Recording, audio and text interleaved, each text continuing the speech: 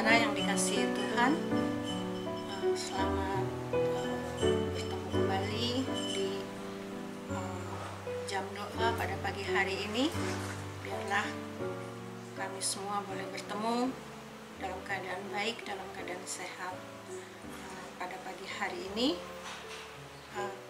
saya akan mengundang saudara semua untuk mendengarkan firman Tuhan, janji Tuhan, dan saya akan beri judul renungan pada pagi hari ini adalah diundang untuk merdeka. Mungkin saudara-saudara akan senang sekali kalau diundang oleh Pak Presiden gitu untuk pergi, untuk berangkat ke Istana Merdeka untuk merayakan 17 Agustus. Nah, undangan pada pagi hari ini juga merupakan undangan sukacita, undangan yang diberikan kepada semua orang yang ingin merdeka. Baiklah, saya akan mengawalinya dengan berdoa. Tuhan Yesus, kami mengucap syukur pagi hari ini adalah kesempatan yang sangat indah, sangat baik untuk memulai kehidupan pada pagi hari ini dengan merenungkan firman Tuhan. Biarlah firman-Mu boleh menjadi sesuatu yang manis dalam kehidupan kami semua, boleh menenangkan hati dan membuat kami semua bersuka cita. Terpujilah buat Tuhan, beri kami telinga untuk mendengar. Di dalam nama-Mu yang penuh kuasa, kami berdoa dan mengucap syukur. Amin. Pada pagi hari ini, saya akan bacakan Yesaya 55 yang ditulis oleh Nabi besar, Nabi Yesaya, yang hidup pada zamannya, dan dia menjadi orang yang menjadi kepanjangan tangan Tuhan, memberikan janji kepada kita semua. Yesaya 55 ayat 1 sampai ke 13. Seruan untuk turut serta dalam keselamatan yang dari Tuhan. Ayo, hai semua orang yang haus, marilah dan minumlah air. Dan hai orang yang tidak mempunyai uang, marilah, terimalah gandum tanpa uang pembeli, dan makanlah juga anggur dan susu tanpa bayaran. Mengapakah kamu belanjakan uang untuk sesuatu yang bukan roti, dan upah jerih payahmu untuk sesuatu yang tidak mengenyangkan? Dengarkanlah aku, maka kamu akan memakan yang baik, dan kamu akan menikmati sajian yang paling lezat. Sendengkanlah telingamu dan datanglah kepadaku, dengarkanlah, maka kamu akan hidup. Aku hendak mengikat perjanjian abadi dengan kamu, menurut kasih setia dan yang teguh yang kujanjikan kepada Daud. Sesungguhnya, aku telah menetapkan dia menjadi saksi bagi bangsa-bangsa, menjadi seorang raja dan pemerintah bagi suku-suku bangsa. Sesungguhnya, engkau akan memanggil bangsa yang tidak kau kenal, dan bangsa yang tidak mengenal engkau akan berlari kepadamu. Oleh karena Tuhan Allahmu dan karena yang Maha Kudus Allah Israel yang mengagungkan engkau. Carilah Tuhan selama ia berkenan ditemui, berserulah kepadanya selama ia dekat. Baiklah, orang fasik meninggalkan jalannya, dan orang jahat meninggalkan rancangannya. Baiklah, ia kembali kepada Tuhan, maka dia akan mengasihaninya, dan kepada Allah kita, sebab ia memberi pengampunan dengan limpahnya. Sebab rancanganku bukanlah rancanganmu, dan jalanmu bukanlah jalanku. Demikianlah firman Tuhan. Seperti tingginya langit dari bumi, demikianlah tingginya jalanku dari jalanmu, dan rancanganku dari rancanganmu. Sebab seperti hujan dan salju turun dari langit dan tidak kembali ke situ, melainkan mengairi bumi, membuatnya subur dan menumbuhkan tumbuh-tumbuhan, memberikan benih kepada penabur dan roti kepada orang yang mau makan. Demikianlah firmanku yang keluar dari mulutku. Ia tidak akan kembali kepadaku dengan sia-sia, tetapi ia akan melaksanakan apa yang ku kehendaki, dan akan berhasil dalam apa yang kusuruhkan kepadanya. Sungguh, kamu akan berangkat dengan sukacita dan akan dihantarkan dengan damai. Gunung-gunung serta bukit-bukit akan bergembira dan bersorak-sorai di depanmu. dan segala pohon-pohonan di padang akan bertepuk tangan. Sebagai ganti semak duri akan tumbuh pohon sanobar, dan sebagai ganti kecubung akan tumbuh pohon murat. Dan itu akan terjadi sebagai kemasyuran bagi Tuhan, sebagai tanda abadi yang tidak akan lenyap. Demikian firman Tuhan yang saya bacakan dari Yesaya 55 ayat 1 sampai 13. Judul dari perikop Yesaya 55 ini kalau menurut versi bahasa Indonesia itu seruan untuk turut serta dalam keselamatan yang dari Tuhan. Dalam Alkitab bahasa Jawa agak berbeda sedikit.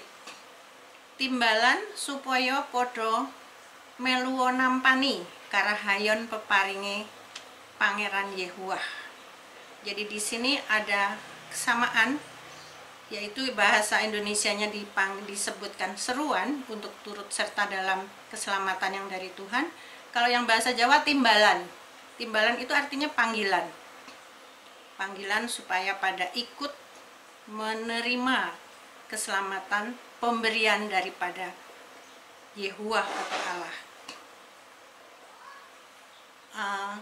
Pada pagi hari ini saya akan memberikan banyak pertanyaan kepada untuk saudara dan juga untuk saya sendiri. Pertanyaan pertama, kepada siapa seruan atau timbalan ini ditujukan? Alkitab dalam bahasa Inggris, King James Version menulis judul perikop Yesaya 55 ini dengan kata Invitation to the Thirsty. Jadi dari ketiga pembanding tersebut akan menjadi jelas bahwa ayat 1, Tuhan melalui Nabi Yesaya mengeluarkan undangan terbuka untuk semua yang haus. Siapapun dapat makan dan minum makanan ini tanpa biaya, dengan syarat mereka harus datang kepada Tuhan. Pertanyaan yang kedua, mengapa atau apa sebabnya Tuhan mengundang mereka yang haus? Apa yang terjadi pada umatnya saat itu? Di ayat 13 dari Yesaya 55 menjelaskan dengan penggunaan metafora atau contoh tanaman dan tumbuhan. Inilah hikmat Tuhan melalui Nabi Yesaya. Di ayat 13 disampaikan, saya akan bacakan ulang ayat ke-13 saja. Sebab ganti semak duri akan tumbuh pohon sanobar, dan sebagai ganti kecubung akan tumbuh pohon murat. Dan itu akan terjadi sebagai kemasyuran bagi Tuhan, sebagai tanda abadi yang tidak akan lenyap. Mungkin saudara dan saya akan berpikir, kenapa ya ada banyak tumbuh-tumbuhan yang diperumpamakan di sini? Ada semak duri, ada pohon sanobar, ada kecubung, ada pohon murat. Apa yang Tuhan ingin sampaikan kepada kita semua melalui metafora tersebut di atas?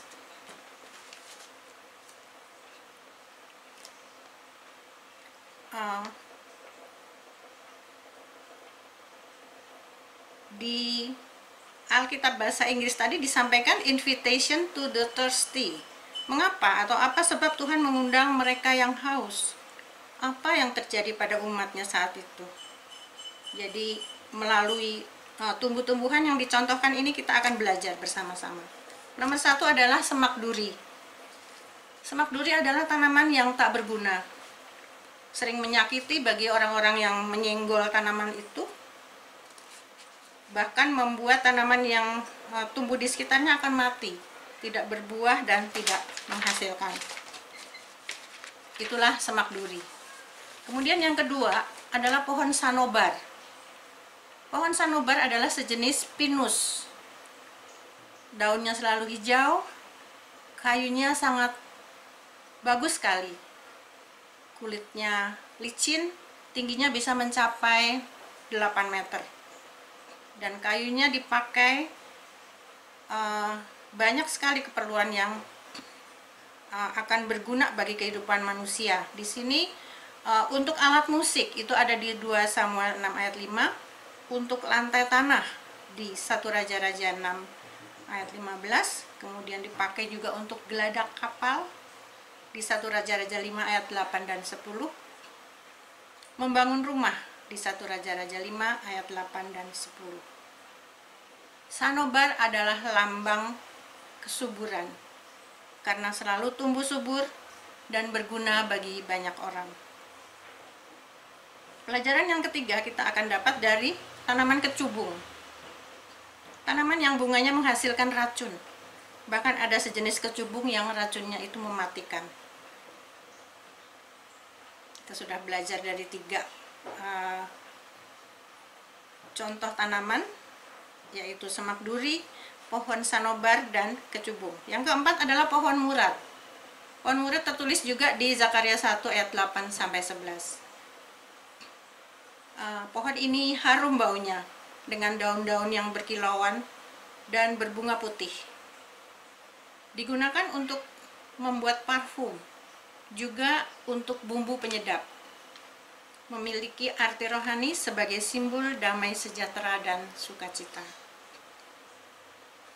Firman Tuhan di Yesaya 55 ayat 13 mengatakan, sebagai ganti semak duri akan tumbuh pohon sanobar.